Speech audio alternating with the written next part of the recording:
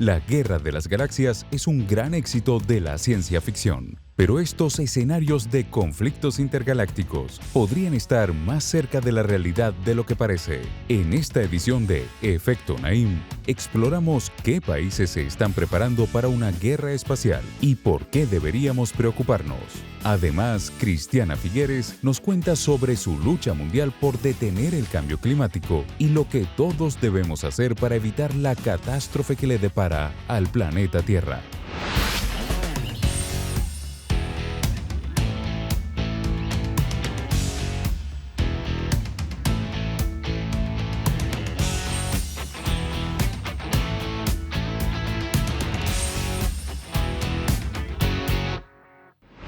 Bienvenidos, soy Moisés Naim desde Washington, encantado de estar de nuevo con ustedes. En el año 1977, Hollywood estrenó una película, esta.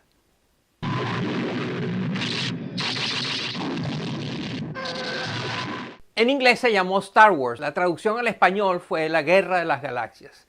Resultó ser que fue la primera película de una serie de películas, una de las franquicias más exitosas de la historia del cine. Y tiene que ver con guerras que ocurren en el espacio. Pero la Guerra de las Galaxias no se quedó en Hollywood, llegó a Washington, a la toma de decisiones. En el año 1983, el periódico Washington Post reporta que la Casa Blanca, dirigida en ese entonces por el presidente Ronald Reagan, estaba creando una especie de protección que tiene que ver con la Guerra de las Galaxias. Eran cohetes, satélites que estaban en el espacio y que iban a impedir que cualquier cohete nuclear llegar a los Estados Unidos. Esta iniciativa de la Guerra de las Galaxias llegó hasta 1993. En ese momento el gobierno de Bill Clinton decide descontinuar las inversiones gigantes que se estaban haciendo por la militarización del espacio. Y hasta ahí quedó la historia. Y ahora está de regreso. Resulta que una vez más los países, las superpotencias del mundo están enviando satélites, cohetes al espacio con el ánimo de destruir los satélites y los cohetes de los demás. Este es un tema poco conocido, quiénes son sus protagonistas, cómo funciona, qué consecuencias puede tener. Es un tema importantísimo que no se discute suficientemente y por eso aquí se lo presentamos. El Comando Espacial de Estados Unidos calificó como una amenaza real, seria y creciente el ensayo de un arma que podría ser utilizada para destruir satélites en el espacio. En julio de 2020, Estados Unidos y Reino Unido denunciaron que un satélite ruso llamado Cosmos 2543 había activado una función hasta entonces desconocida: disparar un misil desde el espacio exterior capaz de destruir a otros satélites en órbita. El Kremlin insiste en que el presunto misil era un dispositivo de inspección espacial, pero expertos como el periodista Dave Mosher ofrecen otro análisis. Lo que el comportamiento reciente de Rusia sugiere es que está tratando de demostrar su fuerza tecnológica y decirle al mundo: miren, aquí estamos, tenemos la tecnología para hacerles frente si deciden cruzarse nuestro camino. Entonces es parte de una maniobra geopolítica muy compleja y muy simple al mismo tiempo. A lo largo de los años, Estados Unidos, India y China también han hecho pruebas con armas antisatélites, pero esos misiles fueron disparados desde la Tierra y no desde un satélite en órbita como el presunto ensayo ruso. Por ejemplo, en el año 2007, China destruyó uno de sus satélites dedicado a hacer mediciones climáticas. Todo esto es perfectamente legal, pues aún no se ha logrado un acuerdo internacional que regule el uso de misiles balísticos en el espacio. 3, 2, 1, 0. En 1966, mientras Estados Unidos y la entonces Unión Soviética se enfrentaban en una carrera espacial, las Naciones Unidas creó un tratado internacional llamando al uso pacífico del espacio exterior. Este acuerdo, sin embargo, solo prohíbe el uso de armas de destrucción masiva o enfrentamientos militares en cuerpos celestiales como la Luna. Y es que cada país tiene intereses diferentes, de modo que incluso alcanzar un consenso sobre lo que constituye un arma espacial ha resultado imposible. En 2008, por ejemplo, Rusia y China propusieron ante las Naciones Unidas un tratado para regular el uso de armas en el espacio, pero Estados Unidos se opuso. pues la propuesta no garantizaba seguridad a sus activos militares fuera de la Tierra. Más recientemente, tras la presunta prueba rusa en julio de este año, se llevaron a cabo una serie de conversaciones en Viena para abordar con urgencia el tema, pero no hubo avances. Mientras tanto, potencias globales siguen preparándose para posibles conflictos bélicos extraterrestres. Estados Unidos, Francia, Japón, Irán, China, Reino Unido, India, Australia y Rusia han conformado fuerzas militares espaciales para protegerse frente a posibles ataques, incluido daños a sus satélites. Los lineamientos de cómo podría verse un campo de batalla en el espacio son muy borrosos e inciertos porque gran parte de la información al respecto es secreta. Existen satélites que son muy importantes para ciertas naciones y se podrían lanzar satélites más pequeños para interferir con el rumbo de estos satélites importantes, bloquear su campo visual o interrumpir sus señales de alguna manera. Esos son los tipos de ataques espaciales que podemos considerar en este momento. No hacen falta armas súper sofisticadas sacadas de la Guerra de las Galaxias para generar daños a otros satélites. Considere, por ejemplo, las 130 millones de piezas de chatarra espacial flotando alrededor de la Tierra. Desde escombros de naves hasta piezas de Lego, estos objetos viajan a 30.000 kilómetros por hora. De chocar con un satélite, podrían afectar su funcionamiento o incluso provocar su destrucción. Y las pruebas militares en el espacio solo aumentarán la cantidad de basura allá arriba. Se calculó que la llamada Misión Shakti, una prueba antisatélite llevada a cabo por India en 2019, generó unas 6.500 piezas de chatarra espacial adicionales. Aunque todo esto pueda parecer muy remoto, tiene consecuencias importantes sobre nuestra vida en la Tierra. Así lo explica el científico James Veda. Bueno, hemos desarrollado una dependencia en el espacio para hacer cosas que no podemos hacer muy bien desde la Tierra. Algunos ejemplos son el monitoreo del clima, que lo hemos venido haciendo desde principios de los años 60, las comunicaciones satelitales, los sistemas de navegación y el satélite de GPS que todos conocemos. La posibilidad de una guerra en el espacio o la destrucción de satélites no solo podrían afectar nuestro día a día, también suponen un riesgo para las prometedoras exploraciones espaciales que se están desarrollando en este momento, desde esfuerzos por colonizar Marte hasta viajes turísticos a la Luna. Todas las guerras son terribles, las que ocurren en nuestros países, pero también las que ocurren en el espacio exterior. Todos tienen consecuencias devastadoras para la humanidad. Otra amenaza de efectos devastadores para la humanidad es el cambio climático, es el calentamiento global. Y sobre eso vamos a hablar a continuación, en una entrevista con una mujer que es la protagonista, fue la protagonista más importante de las negociaciones que condujeron a los acuerdos de París para tratar de contener el cambio climático. A mi regreso.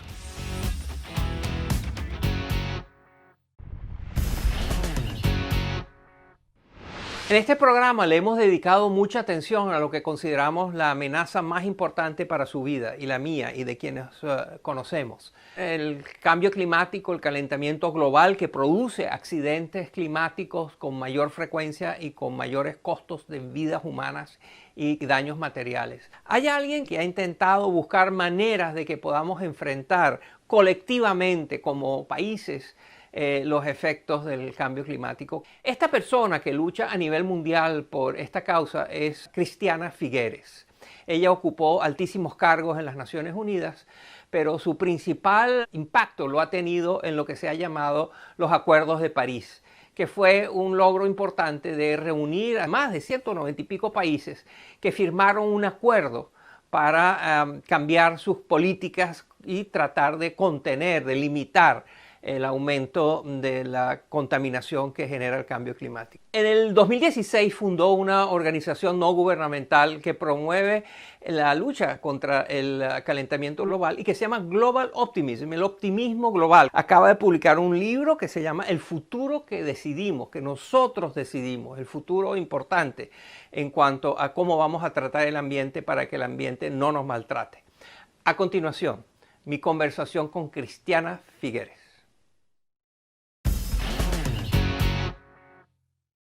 Cristiana, ayúdanos a entender cómo es el mundo dentro de 30, 40 años si no se toman medidas para contrarrestar el cambio climático, el calentamiento global. Si seguimos haciendo exactamente lo mismo que hemos estado haciendo en los últimos 10, 20, 30 años, de aquí al año 2030 estaríamos condenados a un mundo de destrucción constante y de miseria humana que es difícil de describir.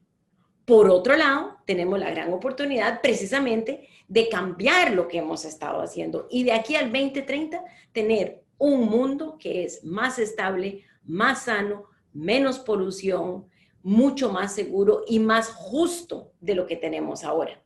En tu libro tú le das un valor importantísimo a la recuperación o la creación de una visión optimista, que es la que va a permitir que se cambie de rumbo. Háblanos un poco de esto del optimismo.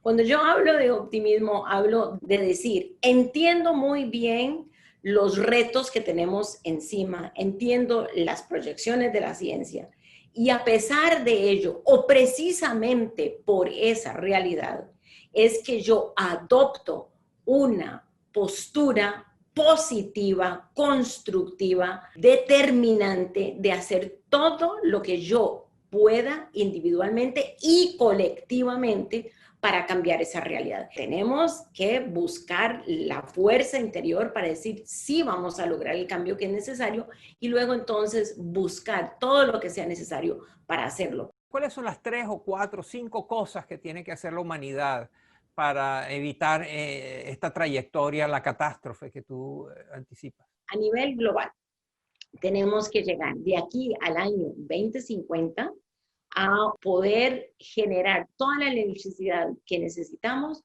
de fuentes alternas, renovables, limpias y que ya son más seguras y más baratas del legado de combustibles fósiles que hemos heredado. Eso, número uno. Segundo, tenemos que modernizar el transporte. Todos nosotros que vivimos en América Latina sabemos que el transporte es un desastre y eso no puede seguir así porque además está matando a millones de personas por la polución del aire y está costándole muchísimo a la economía de los países y finalmente hay que regenerar los terrenos que hemos degradado a través de tantos años de mal manejo de esos suelos. Una de las sorpresas que hay en el libro es la importancia del género, como la manera, el rol que van a jugar y que juegan las mujeres en esto de cambio climático. Cuéntanos de eso. Las mujeres son muchísimo más vulnerables a los efectos nocivos del cambio climático porque en los países en desarrollo somos nosotras las que somos responsables de traer leña para cocinar, de jalar el agua, de recoger la comida y todos esos tres factores están siendo afectados por el cambio climático. Por otro lado, las mujeres tienen una capacidad de resiliencia y de buscar soluciones muchísimo más alta que los hombres. Eso lo dice la literatura y los estudios que se han hecho. Y entonces hay muchos esfuerzos ahora en educar a las mujeres sobre el contexto ambiental y cómo pueden lograr ellas, número uno, adaptarse y poder seguir brindándole comida y agua a su familia, pero también qué prácticas pueden utilizar para bajar los efectos del cambio climático. Esas políticas que son indispensables y necesarias para, casi para, sin exagerar, decir, para salvar la humanidad, tienen costos. Eso cuesta dinero, tiene consecuencias financieras, etc. La pregunta es cómo se dividen y se distribuyen los costos. Concretamente, India dice, ¿por qué tengo yo, que soy un país tan pobre, dejar de tener recursos para mi desarrollo, para alimentar a mi gente, para darle salud y vivienda, para pagar la contaminación de los países que hoy en día son ricos. Mencionaste India, es un caso muy interesante porque el 80% de los vehículos en India son motocicletas. India es el país que ha tomado el liderazgo mundial en transformar estas motocicletas de combustibles fósiles a electrificación. ¿Por qué lo hacen así? Número uno, porque es más barato. Número dos, porque les ayuda con la polución tan terrible que tienen las ciudades en India. Entonces, tomemos eso como un ejemplo. Tenemos que llegar a entender que el descarbonizar nuestras economías en tantas variables que lo tenemos que hacer no es un gran precio que estamos pagando por un pecado original o previo. No es costoso, no es simplemente una responsabilidad. Es defender nuestros propios derechos, es buscar lograr la implementación de prácticamente todas las metas de desarrollo sostenible que todos acordamos en el año 2015. Al regresar de la pausa, Cristiana Figueres nos revela cómo se vería el mundo si tomamos las medidas para frenar a tiempo el cambio climático.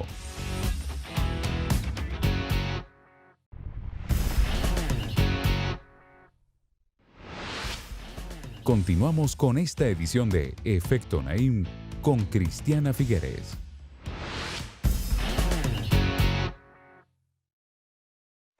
Uno de los eventos que nos dio optimismo y esperanza fueron los llamados Acuerdos de París, en los cuales tú jugaste un rol protagónico fundamental.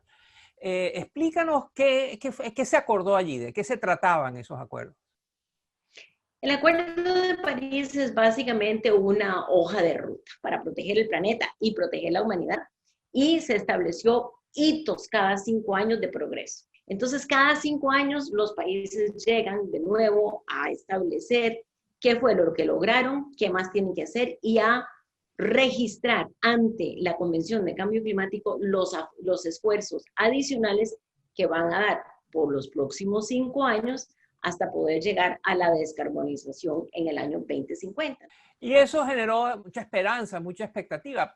Pero acto seguido, una de las primeras cosas que hace el presidente Donald Trump en Estados Unidos al llegar a la presidencia es sacar a su país de los acuerdos de París. ¿Qué sentiste tú cuando oíste que eso estaba sucediendo? Bueno, los Estados Unidos no pueden salirse del Acuerdo de París sino hasta el 4 de noviembre del año 2020, o sea, este año, un día después de las elecciones. Entonces, el anuncio del presidente Trump hace 4 años era un anuncio ignorante porque sus abogados no le habían explicado cuál era la salida del Acuerdo de París. Yo pienso que la Casa Blanca esperó que al anunciar ellos que se iban a salir del Acuerdo de París, que los iban a seguir otros países. Y hasta el día de hoy, ningún otro país ha seguido este ejemplo, porque todos entienden que esto es de su interés, que el interés propio es proteger descarbonizando la economía.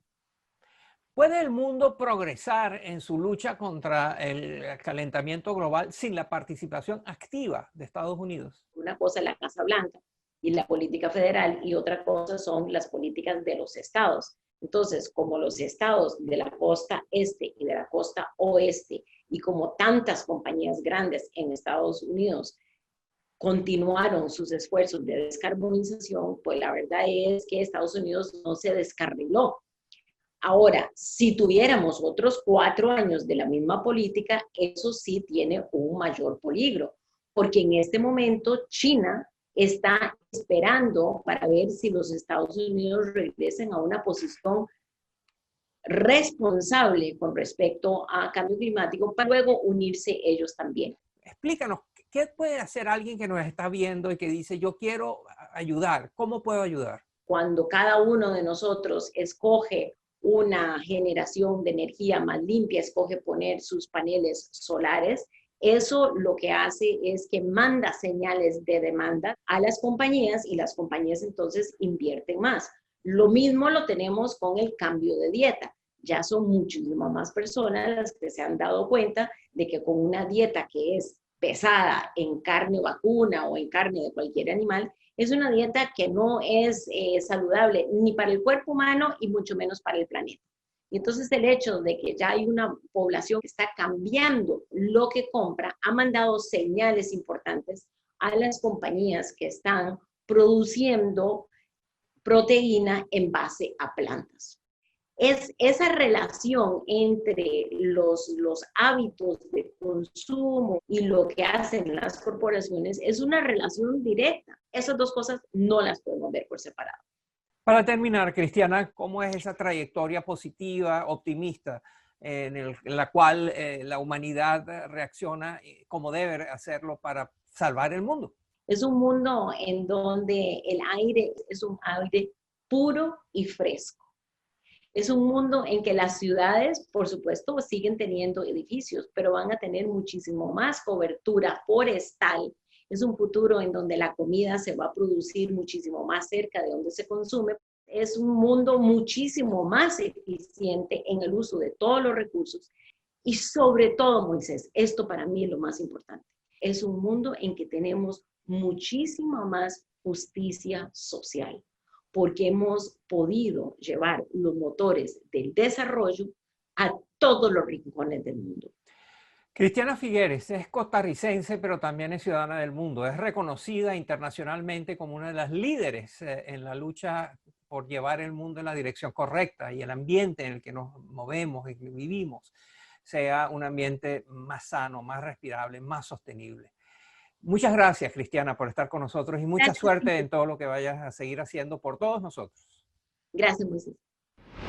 Una oportuna recomendación de Cristiana Figueres, quien ha participado en las más importantes reuniones del mundo y llega a la conclusión de que el optimismo, el creer que sí se pueden hacer cosas positivas, que sí se puede tener consecuencias que son buenas, es un ingrediente importante hasta de las cosas más complicadas, conflictivas, geopolíticas que ocurren a nivel mundial, el optimismo.